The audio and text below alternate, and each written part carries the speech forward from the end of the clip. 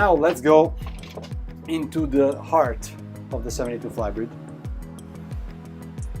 which, as I always like to say, is where everything happens. So in this particular case, we have MAN 12V, 1400 horsepower each, standard shaft line. So we have the engine and the gearbox following. It's not a V-drive configuration.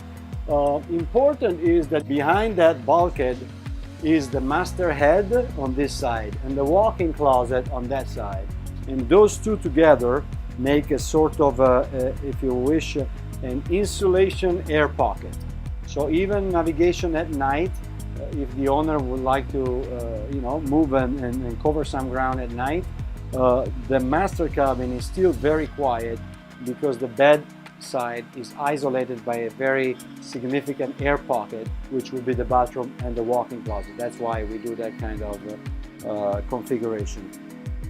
A very significant part of this 72 Flybridge, which I really wanted to look at, is this. Look at the height. I'm 6 feet and I have, this is probably 7 feet. It's a 7 feet high engine room. So that gives you an idea about the amount of space. This, of course, safety handrails, 2 sets in the engine room, but the height and the space of this engine room at 72 feet is really second to none. This is the place where you work, where you want to do your engine work, maintenance, mechanics might come in and do your service, so they are comfortable. Look at the amount of free space that you have on top of each of the 2 fuel tanks, which are, by the way, 680 gallons each. And that amount of space, for instance, can be all used to build, easy build a custom framing shelving to store even extra parts and service material. That gives you an idea of the easiness of access of components that should be accessed very often. This is, your engine sea strainer. Give us the opportunity to appreciate the bronze fittings. So again, Azimut Yachts standard, every fitting which have raw water going through it and is at or below the water line, so in contact with water, which means corrosion. So water equal conductive electricity, electricity or metal equal corrosion. Every fitting is in bronze, and we say that because safety. So your fitting will last longer and they are made of the best material available on the marketplace, but also cost. Bronze fitting is much more expensive than standard fitting. So there is always a reason why some product might cost more than others, and especially if they're built in the same environment, same labor, same bill of material. If something costs more and something costs less, usually when you start digging and scratching, you understand the reason why. So for instance, we like to show, in this case, the quality of material of the fittings. Another important, while we are connected to the engines, which are connected to our gearbox, which are connected to our shaft and to our propellers, we have a 5 blades Class S, standard from the factory, propellers on the 72 Flybridge. While we are at it, of course, insulated exhaust system. This also is an option available for the 72 Flybridge. So these are all shelving for parts and spares to keep in the engine room. So is this. So another big, nice, strong, and very, very sturdy, large shelf on top of the generator. Why wasting this space? So this is perfect for spares. These are the 224 kW we discussed about before, which are not needed together to feed the boat. One is more than enough. The 24 kW generator, in Europe, to give you an idea, an apartment is 3 kW. The power provided from the FPL of Europe to each apartment is 3 kW. This is 24 kW, is 8 apartments in one unit. So you can feed 16 apartments in Italy from these 2 units right here. You have plenty of power. This again, while you're pointing at them, rake or filter double, you can select one boat or the other. So in case you have a problem with fuel which would contaminate one filter, you can take care of it and then use the other. Rake or filter also for your Janis 1 and 2 right here, so fairly easily accessible. And this is actually your air conditioning system. So you have no compressed gas and freon in the boat. All the compressed gas operation happens here.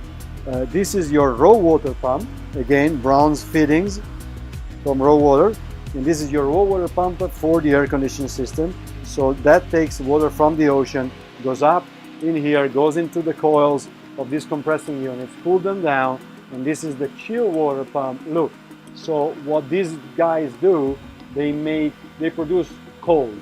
They produce energy in terms of cold, which then make water. There's a chill water loop of fresh water. Imagine a closed loop of water, which is thrown around the boat by this pump right here, where you monitor your pressure right here. But this very cold water goes around the boat, passes in front of every single of the fan coil, and then becomes conditioned air. So, but all your technical, noisy, and gas, you don't want to have gas leaks on boat, is here in the engine room, technical space. You can appreciate the quality of construction, labeling, insulation, installation. These panels right here, you might wonder why they're here. Access to your shaft logs. You want to always make sure that you're able to check what is going on here. This is a very, very important part of boating in general.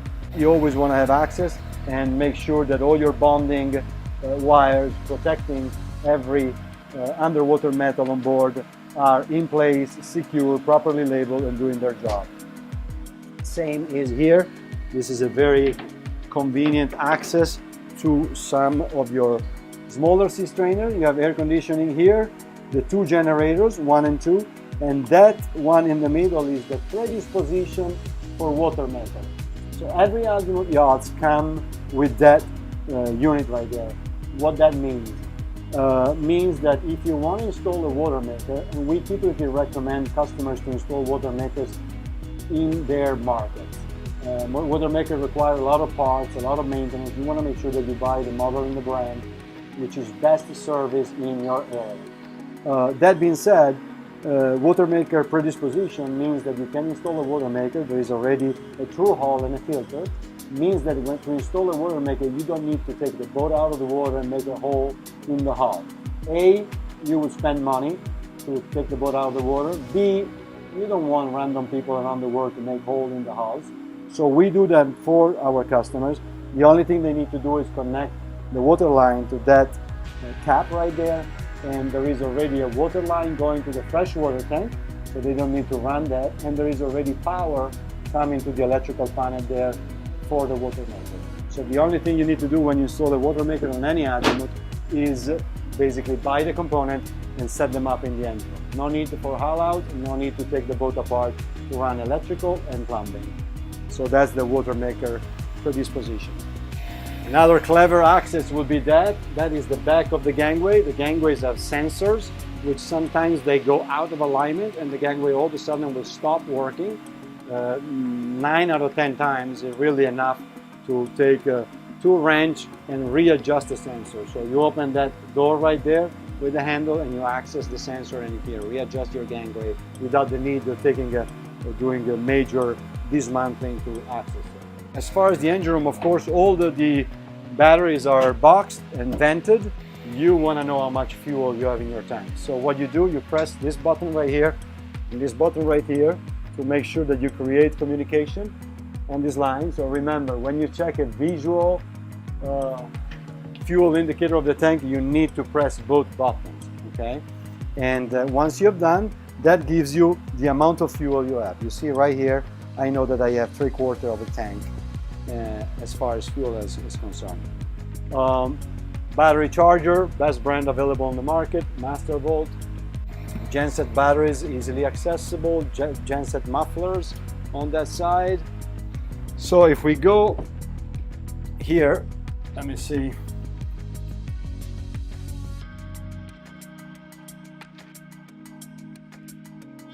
this is a little bit more interesting panel. So as you can see, you know, this is the way everything is designed. If you want to look also at the back of the door, I mean, you know, there is this is the way they are executed, and labeled every cable, every contactor. These are actually a contactor will distribute power from shore and generator to the boat, and so these are actually three very important guys that give you an idea again of the backstage of the unit.